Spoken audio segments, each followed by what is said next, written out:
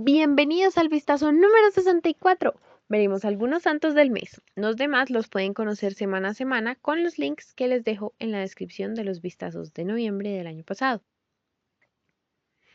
Del mes pasado me había quedado pendiente mostrarles esta capilla de Nuestra Señora del Pilar, ubicada en la calle 72 con séptima 71. Tiene vitrales muy lindos para que los conozcan. En esta oportunidad recordaremos algunos santos que mencioné y que aún no había mencionado el año pasado, así como advocaciones de nuestra madre. Claro que en este vistazo en particular veremos a todos los santos, sí, porque noviembre comienza con la fiesta que nos recuerda a todos los santos y a los que son y a los que aún no lo son, pero son muy conocidos por toda la lucha que han tenido por recordarnos la importancia del amor a Dios y su reino. Incluso recordamos a aquellos que no conocemos, los cuyos nombres jamás nos hemos enterado, pero que realmente sí han sido santos y se han ganado el cielo. Encomendémonos a todos ellos para hacernos mejores, que sigamos su ejemplo para formar todos juntos parte de la Iglesia de Cristo, es decir, ser todo uno solo, como el cuerpo de Cristo, siendo cada uno especial con sus dones, porque en la Iglesia sí que hay diversidad. Hay tantos carismas, personalidades, talentos, esa es la verdadera diversidad. Son caminos que coinciden en la entrega a Dios, pero en diversos ámbitos. Gracias Dios por pensar en todos ellos y por querer que aprendamos de su ejemplo para vivir cada uno ese encuentro especial contigo. La parroquia de Todos los Santos en la diócesis de Engativá de Bogotá, capital de Colombia, queda en la carrera 95D, número 8765. Es hermoso el detalle de ser recibidos por nuestra Madre, la Reina de Todos los Santos, a la entrada. Este es su bello interior, con un techo que se hace más angosto hacia el altar, es decir, que nos señala el camino hacia Dios, recordándonos que Él hace maravillas con nosotros, ayudándonos a que sí seamos santos, es decir, bienaventurados, como nos lo recuerda el Evangelio de este día con las bienaventuranzas que dijo Jesús, porque con cada uno de los sufrimientos que ofrezcamos a Dios, que vivamos como Él lo haría, Dios nos dará 100 veces más cosas buenas. Como nos lo recuerda la parroquia de las Bienaventuranzas en la diócesis de Engativá, que queda en Suba, en la carrera 97B, número 15517. Este es su genial interior, con el altar en el centro, para que todos puedan tener a Jesús cerca. Al día siguiente recordamos a nuestros familiares difuntos, a todos los que ya están a un paso de llegar al cielo, pero primero deben reparar por los pecados veniales que cometieron, por ejemplo. Así que encomendemos muy especialmente este mes para aliviar sus penas, para que pronto terminen de purificarse en el purgatorio y puedan estar con Dios. Mamá Linda y San José. Ellos están en el purgatorio, como decía San José María Escrivá, porque Dios nos cuida como las madres que al ver a sus hijos sucios los lavan, perfuman, mejor dicho, hacen lo mejor para que quede completamente limpio, porque sólo así disfrutarán plenamente de la dicha, del gozo eterno del paraíso. Meditemos esto para que día a día busquemos hacer sacrificios y oraciones que nos acerquen a la santidad, que nos ayuden a purificarnos antes de morir y que ayuden a nuestros seres queridos, que muy seguramente luego nos ayudarán a nosotros cuando necesitemos sus oraciones. El 3 recordamos a Santa Silvia de Sicilia, madre del Papa y doctor de la Iglesia San Gregorio Magno. Santa Silvia se destacó por su gran piedad y por otorgar a sus hijos una excelente educación. Al morir su esposo se entregó por completo a las prácticas piadosas y a una vida religiosa. Gregorio Magno tenía un retrato hecho de mosaicos de sus padres, realizado en el monasterio de San Andrés, y en el que Silvia es retratada sentada, con el rostro visible, el cual, lleno de arrugas de la edad, era bello. Los ojos eran grandes y azules y su expresión graciosa y animada. La parroquia, con su nombre, pertenece a la arquidiócesis y está en Ciudad Bolívar, más exactamente en la diagonal 77A Sur, número 18H, cuya foto tomo de Google. El 3 recordamos a San Martín de Porres, que tenía tantos dones hijo de un español de la Orden de Alcántara, don Juan de Porres, o Porras como dicen algunos, natural de la ciudad de Burgos, y de una negra liberta, Ana Velázquez, natural de Panamá, que residía en Lima. Su padre, debido a su pobreza, no podía casarse con una mujer de su condición, pero tuvieron a Martín y 2 años después a Juana. Martín de Porres fue bautizado el 9 de diciembre de 1579 en la iglesia de San Sebastián, en Lima.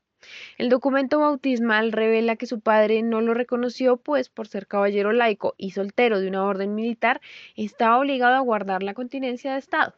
Ana Velázquez dio cuidadosa educación cristiana a sus 2 hijos. Juan de Porres estaba destinado a Guayaquil y desde ahí proveía todo el sustento para ellos. Pero se dio cuenta que la situación se iba complicando a medida que crecían, sin padre ni maestros, así que decidió reconocerlos como hijos ante la ley. Y se los llevó a Guayaquil en 1586 con sus parientes. Sin embargo, solo aceptaron a Juana, que no había heredado la tez morena de su madre. Martín regresó a Lima, donde fue puesto bajo el cuidado de doña Isabel García Michel, en el arrabal de Malambo, en la parte baja del barrio de San Lázaro, habitado por negros y otros grupos raciales. En 1591 recibió el sacramento de la confirmación de manos del arzobispo Santo Toribio de Mogrovejo, imagínense. Martín inició su aprendizaje de boticario en la casa de Mateo Pastor, quien se casaría con la hija de su tutora.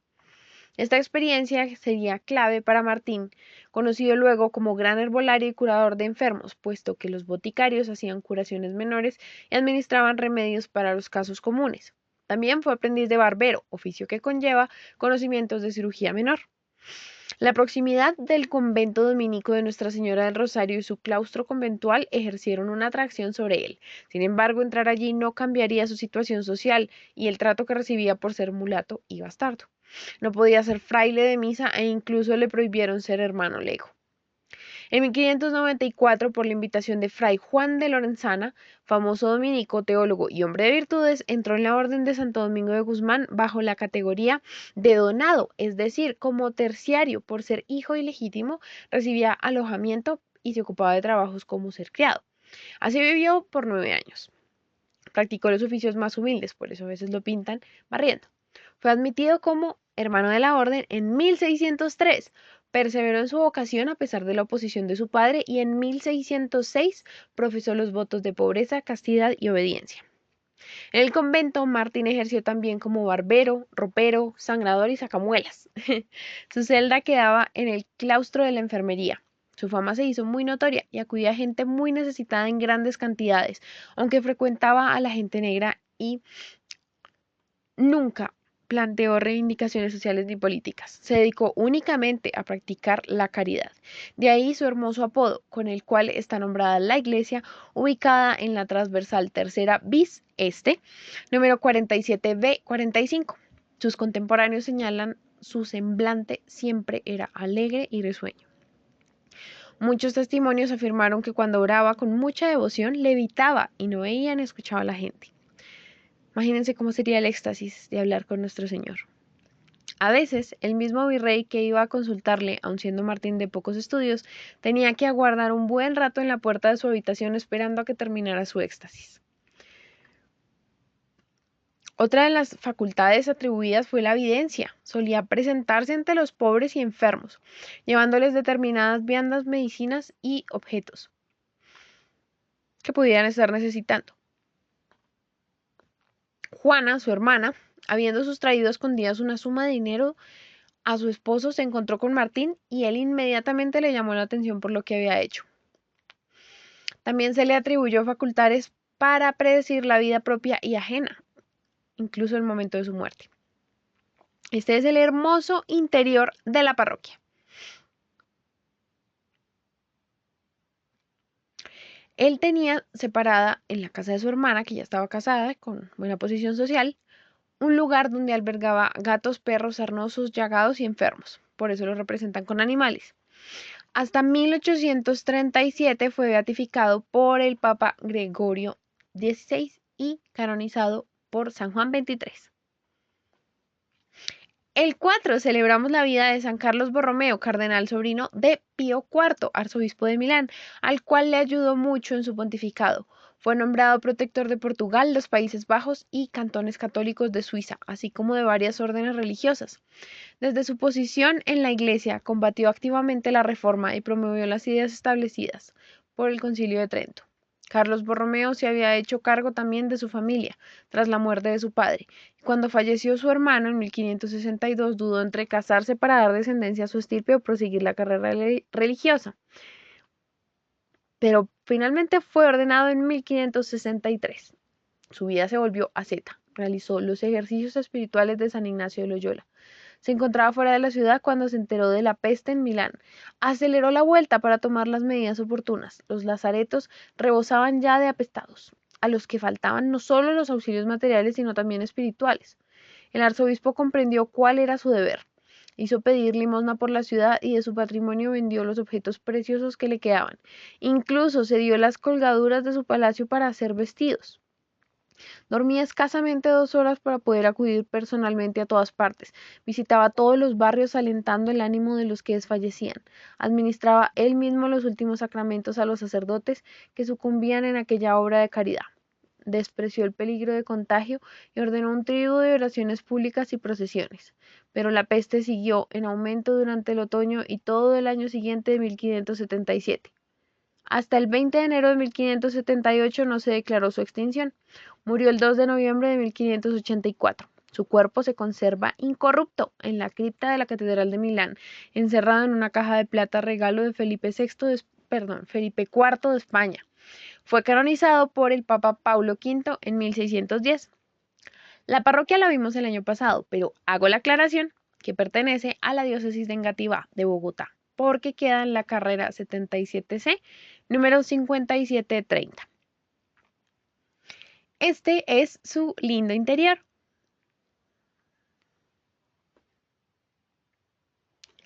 El 7 conmemoramos a Nuestra Señora del Topo, advocación que surgió por el nombre de una doctrina ubicada cerca de Pauna, Boyacá, durante la colonia, dedicada a la catequesis de los indígenas musos. En este poblado había una capilla encomendada al fraile dominico Francisco de Parga, donde se veneraba un cuadro de buen pincel de la Virgen de las Angustias. Un día, domingo, del año 1608, los habitantes del lugar vieron que la capilla parecía que estaba ardiendo. Al llegar, con asombro, constataron que no era incendio, sino que unos extraordinarios resplandores refulgentes de luz, como rayos del sol, brotaban del fondo de la imagen. Este prodigio se repitió varias veces, acompañado en 2 ocasiones de un sudor aceitoso, el cual fue aplicado en llagas, tumores y otras dolencias con milagrosos resultados. Cuando fueron corroborados, don Simón López Barragán, quien era el gobernador encargado del arzobispado, ordenó trasladar la milagrosa imagen a Bogotá, donde fue recibida solemnemente y colocada en una capilla de la catedral en 1610. Posteriormente fue nombrada patrona del capítulo metropolitano. Cada domingo de noviembre que se celebra esta advocación hay indulgencia plenaria. La parroquia de esta advocación de Nuestra Madre forma parte de la diócesis de Engativá de Bogotá, pues queda en la carrera 92A, número 75C30. El 10 festejamos la vida de San León Magno, que nació en Toscana, Italia. Recibió una esmerada educación y llegó a ser secretario del Papa San Celestino y de Sixto III, quien lo envió como embajador a Francia a tratar de evitar una guerra civil que iba a estallar por la pelea entre dos generales. Estando allá, le llegó la noticia que había sido nombrado sumo pontífice. Era el año 440. Desde el principio de su pontificado, dio muestra de poseer grandes cualidades para ese oficio. Predicaba al pueblo en todas las fiestas y de él se conservan 96 sermones que son verdaderas joyas de doctrina. A los que estaban lejos los instruía por medio de cartas. Tenemos 144 cartas escritas por San León Magno. Su fama de sabio era tan grande que cuando en el concilio de Calcedonia los enviados del Papa leyeron la carta que enviaba San León Magno, los 600 obispos se pusieron de pie y exclamaron: San Pedro ha hablado por boca de león. En el año 452 llegó el terrorífico guerrero Atila, capitanando sus feroces hunos, de los cuales se decía que donde sus caballos pisaban no volvían a ser la hierba. El Papa San León salió a su encuentro y logró que no entrara en Roma y que volviera a su tierra de Hungría. En el año 455 llegó otro enemigo feroz, Gensérico, jefe de los vándalos. Con este no logró San León que no entrara en Roma a saquearla, pero sí obtuvo que no incendiara la ciudad ni matara a sus habitantes. Roma quedó más empobrecida, pero se volvió más espiritual. San León tuvo que enfrentarse en los 21 años de su pontificado a tremendos enemigos externos que trataron de destruir la ciudad de Roma y a peligrosos enemigos interiores que con sus herejías querían engañar a los católicos. Pero su inmensa confianza en Dios lo hizo salir triunfante de tan grandes peligros.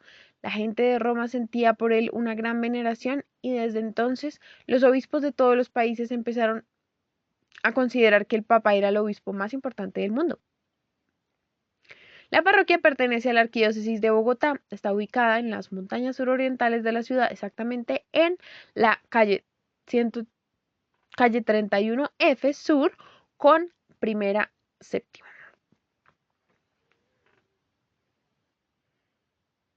También por allá tenemos a San Martín de Tours. Y el segundo domingo de noviembre de este año, que cae 13, se celebra la advocación de Nuestra Señora de las Angustias, el momento en que María sostiene el cuerpo de Cristo cuando descendió de la cruz y antes de ser sepultado. Nos podemos unir en este momento para consolar a nuestra Madre y pedirle perdón por tanto mal que hacemos. Es la oportunidad de meditar en su dolor, en la entrega de Jesús, para que cada que tengamos tentaciones recordemos el amor de Dios y actuemos para darle felicidad. La parroquia de la Arquidiócesis de Bogotá, así como la de San Martín de Tours que les comentaba, esta queda en la carrera 13A, número 2323, cuya foto tomo de Google. El 16 está Santa Gertrudis, que es la patrona de las personas místicas, porque ella fue la primera gran mística de quien se tenga historia. Fue la primera en propagar la devoción al Sagrado Corazón y el culto a San José. Nació en Eisleben, Alemania, en el año 1256. A sus 5 años fue llevada al convento con unas monjitas que eran muy fervorosas y demostró tener cualidades excepcionales para el estudio. A sus 25 recibió la primera de las revelaciones que la hicieron famosa, como lo narra así. Estaba en un rincón de la capilla donde acostumbraba a hacer mis tibias oraciones, cuando se me apareció nuestro Señor y me dijo: hasta ahora te has dedicado a comer polvo como los que no tienen fe. De allí has tratado de extraer miel y solo has encontrado espinas. Desde ahora dedícate a meditar en mis mensajes y ahí sí encontrarás el verdadero maná que te alimentará y te dará la fortaleza y la paz. Desde esa fecha, Gertrudis, que antes había dedicado a lecturas mundanas, cambió por completo su preferencia de lectura y dedicó tiempo a leer la Santa Biblia y los escritos de santos padres como San Agustín y San Bernardo. Jesucristo le dijo un día a Gertrudis: tú serás mi heraldo, que así se le dice a los que transmiten los mensajes de un superior. Ella escribió en 5 libros los mensajes que recibió en sus revelaciones y a su obra le puso por nombre Heraldo de la amorosa bondad de Dios. Santa Matilde era 15 años mayor que Santa Gertrudis y le contaba las revelaciones que ella había recibido también. Las dos, adelantándose varios siglos a lo que después se aceptaría, recomendaban mucho la comunión frecuente, la devoción al Sagrado Corazón y el encomendarse a San José. Un día Santa Matilde supo que su sobrina Gertrudis venía copiando todas las experiencias místicas y revelaciones que ella había contado y se alarmó, pero el Señor le comunicó que él mismo le había inspirado a Gertrudis el deseo de escribir tales experiencias y revelaciones, y entonces la misma Matilde se encargó de corregir aquel escrito, que fue publicado con Revelaciones de Santa Matilde. Santa Gertrudis murió el 17 de noviembre del año 1302. La parroquia, con su nombre, pertenece a la diócesis de Engativá porque está en Suba, en la carrera 104B, número 12984, con este gran mural representándola en la iglesia, compuesta por la estructura de techo verde y el edificio. En su bello interior encontramos a San José y a Mamá Linda, al lado y lado del crucifijo, sobre el altar. Muy lindo. El 21 pedimos a Nuestra Señora de la Salud que nos mantenga siempre unidos a nuestro Señor, sin importar las dificultades de salud corporal o espiritual, que nos anime en todo este peregrinar hacia el cielo. La parroquia de esta bella advocación forma parte de la Arquidiócesis de Bogotá. Está en la carrera 18C, número 73 Sur 35, como dice Google, de quien toma esta foto, o en la carrera 1873 50 Sur, como dice la página de la Arquidiócesis. El 22 terminamos con Santa Cecilia, patrona de los músicos, pues en honor a ella hubo un importante movimiento de renovación de la música sacra católica de finales del siglo XIX, que recibió el nombre de cecilianismo. También es patrona de los poetas, de los ciegos, como Santa Lucía de Siracusa, y de las ciudades de Albi, Francia, Omaha, estado de Nebraska, Estados Unidos, y Mar de Plata, Argentina. Sus padres le dieron en matrimonio a un noble joven pagano, Valeriano. Cuando tras la celebración del matrimonio la pareja se había retirado de la cámara nupcial, Cecilia dijo a Valeriano que ella había entregado su virginidad a Dios y que un ángel celosamente guardaba su cuerpo. Por consiguiente, Valeriano debía tener cuidado de no violar su virginidad.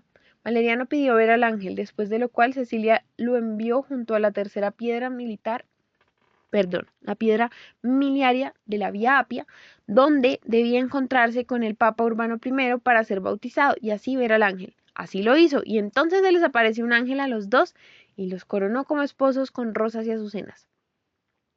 Cuando Tiburcio, el hermano de Valeriano, se acercó a ellos, también fue convertido al cristianismo y a partir de entonces vivió con ellos en la misma casa en completa pureza. El prefecto Turcio Almaquio condenó a ambos hermanos a la muerte. El funcionario del prefecto Máximo fue designado para ejecutar la sentencia, pero se convirtió al cristianismo y sufrió el martirio con los dos hermanos. Cecilia enterró sus restos en una tumba cristiana. Luego, la propia Cecilia fue buscada por los funcionarios del prefecto, condenada a morir ahogada en el baño de su propia casa, pero sobrevivió. Entonces la pusieron en un recipiente con agua hirviendo, pero también permaneció ilesa en el ardiente cuarto. Por eso el prefecto decidió que la decapitaran allí mismo. El ejecutor dejó caer su espada 3 veces, pero no pudo separar la cabeza del tronco. Huyó dejando a la Virgen bañada en su propia sangre.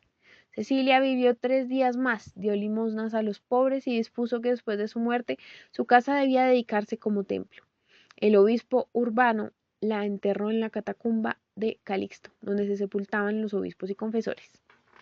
Tenemos 2 parroquias en Bogotá, una perteneciente a la diócesis de Engativá y queda en Suba. La dirección de Google Maps está mal, ya que está realmente en la calle 131A, número 158A18. Este es su bello interior, con la santa representada a un lado.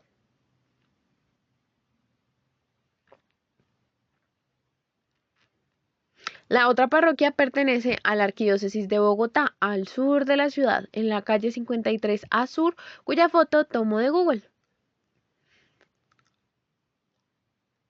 Al igual que la foto de su espectacular interior, miren qué detalles más hermosos en el techo sobre el altar. Muchas gracias por ver estas parroquias de Engativá y la Arquidiócesis de Bogotá con este vistazo número 14 del año. Muchas bendiciones.